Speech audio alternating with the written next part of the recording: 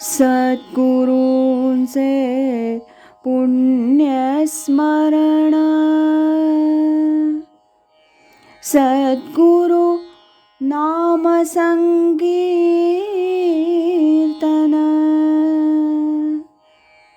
सद्गुरु गुणानुवाद गान,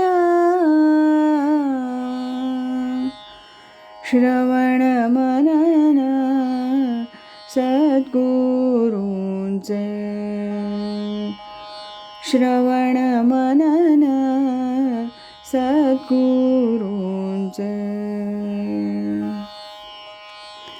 आज ऐकूया स्वामी स्वरूपानंद एक अलौकिक राजयोगी या ग्रंथातील प्रकरण 9 असे प्रसंग असे स्वामी याचा भाग 11. नानांची तीही इच्छा स्वामीजींनी पूर्ण केली. कैलासवासी नारायण चिंतामण गोडसे हे स्वामीजींचे एक शिष्य. ते दादर मुक्कामी राहत असत. 1962 पासून ते पावस मुक्कामी स्वामींकडे पारमार्थिक मार्गदर्शनास म्हणून जात असत. गोडसे हे देवी भक्त होते. मंत्र आणि त्या अनुषंगानं जपानुष्ठान वगैरेवर प्रथमपासूनच त्यांची विशेष श्रद्धा होती.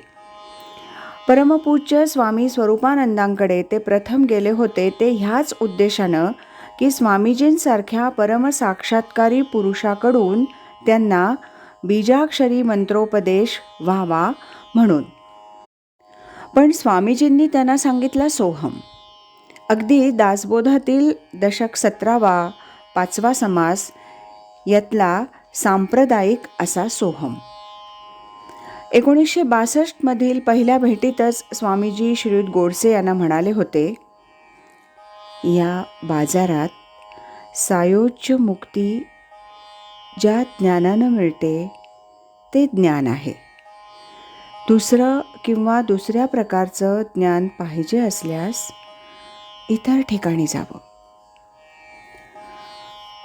असं आपलं सर्व बोलणं संपवून 1962मध्येच स्वामीजी गोडसे यांना पुढे म्हणाले होते, बहुता प्रकारची ज्ञाने सांगो जाता असाधारणे, सायोज्य मुक्ती होय जेणे ते ज्ञान वेगळेची.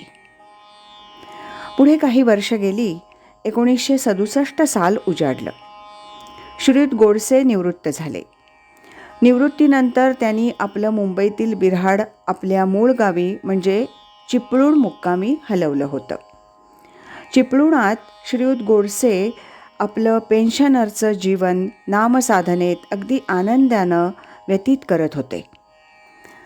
त्याच सुमारास जपासाठी म्हणून एखादा मंत्र एखाद्या सत्पुरुषाकडून आपणाला मिळाला पाहिजे आणि आपण तो घेतला पाहिजे इत्यादी स्वरूपाच्या त्यांच्या पूर्वस्मृती पुन्हा जागृत झाल्या. कर्मधर्म संयोगानं त्याच सुमारास चिपळूणात वास्तव्य करून असणाऱ्या आणि मंत्रयोगाचा अभ्यास करणाऱ्या एका सत्पुरुषाशी नाना गोडसे यांचा घनिष्ठ संबंध आला. नानांचं त्या सत्पुरुषाशी प्रेम जमलं, निष्ठा बसली. ह्या मंत्रयोगी सत्पुरुषाकडून आपण जपासाठी म्हणून एखादा मंत्र घ्यावा असं नाना गोडसे यांना वाटलं. आपली अशी ही इच्छा गोडसे यांनी त्या सत्पुरुषाला विदितसुद्धा केली. ते सत्पुरुष फार चांगले होते. परमार्थशास्त्रातील काही नियम आणि पथ्य पाळणारे असेच होते. त्यांनी नाना गोडसे यांना सांगितलं, मी तुमचं काम करीन, पण पावसला स्वामींच्या कानावर मात्र ही गोष्ट घालून ठेवा. झालं. नाना गोडसे यांनी पावसला परमपूज्य स्वामींकडे तसं पत्र लिहिलं. स्वामीजींकडून बरेच दिवस नानांच्या पत्राला उत्तर आलं नव्हतं. त्याच सुमारास सुर्वे नावाचे पोलीस खात्यातील एक वायरलेस ऑपरेटर सरकारी कामानिमित्त चिपळूण मुक्कामी नोकरीस होते. श्रीयुत सुर्वे यांचं बिऱ्हाड रत्नागिरी मुक्कामी असल्यामुळं अधूनमधून ते रत्नागिरीला जात आणि तसंच पावसलासुद्धा जात असत. श्रीयुत सुर्वे नाना गोडसे यांना चिपळूण मुक्कामी नेहमी भेटत असत. अशाच एका भेटीत नाना गोडसे यांनी श्रीयुत सुर्वे यांना स्वामीजींना कळवण्यास म्हणून एक निरोप दिला. पत्राचं उत्तर मिळावं, ह्या महिन्यात श्री दर्शनास येईन, असा तो निरोप होता. श्रीयुत सुर्वे यांनी श्रीयुत नाना गोडसे यांचा हा निरोप परमपूज्य स्वामींना सांगितला मात्र, आणि स्वामी अगदी शांतपणे श्रीयुत सुर्वे यांना म्हणाले, पत्राचं उत्तर पाठवलं आहे म्हणून सांगा. आता ते कसले येतात?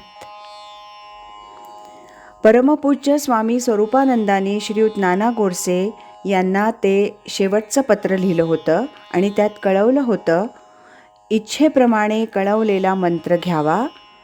पत्रात परमपूज्य स्वामींनी कोणता मंत्र घ्यावा तेही नानांना कळवलं होतं. नाना गोडसे यांनी ते पत्र आपल्या कोटाच्या खिशात अगदी जपून असं ठेवलं होतं. झालं. एके दिवशी मंत्रोपदेशासाठी म्हणून नाना गोडसे त्या सत्पुरुषाकडे गेले आणि आश्चर्याची गोष्ट अशी की नानांच्या कोटाच्या खिशात आणि स्वामी स्वरूपानंदांच्या पत्रात जो गणेश मंत्र स्वामीजींनी नाना गोडसे यास घ्यावा म्हणून कळवला होता, अगदी तोच मंत्र त्या सत्पुरुषानं नाना गोडसे यास अगदी त्रिवार उच्चारून दिला होता. ह्या प्रसंगी श्रीयुत नाना गोडसे सद्गदित झाले होते. सद्गुरू लीला महिम्यानं त्यांचे नेत्र प्रेमाश्रूंनी अगदी भरून आले होते. ते तसेच घरी आले. स्वामींकडे पावस मुक्कामी कधी जाईन असं त्यांना झालं होतं.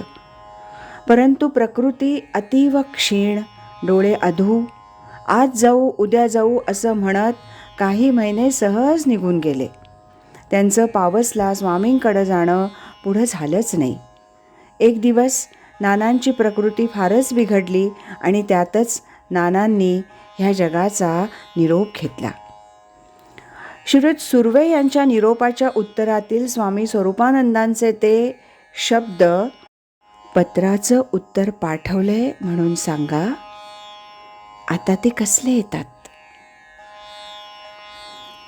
असं सर्व काही कसं निखालच घडलं होतं. नाना गोडसे यांना आपणाला पाहिजे तोच मंत्र स्वामीजींनी दिला होता आणि त्यांची इच्छा स्वामींनी अशी पूर्ण केली होती.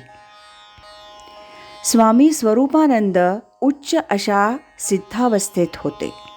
बसल्या बसल्या ते जे काही सहजगत्या बोलत ते देवाचे शब्द असायचे. तसंच घडायचं. कोणी काही प्रार्थना केली किंवा स्वामीजींनी सहज असा काही संकल्प केला तर तो सहज लीलया सिद्धीस जायचा. असे अनेक अनुभव अनेकांना आले होते.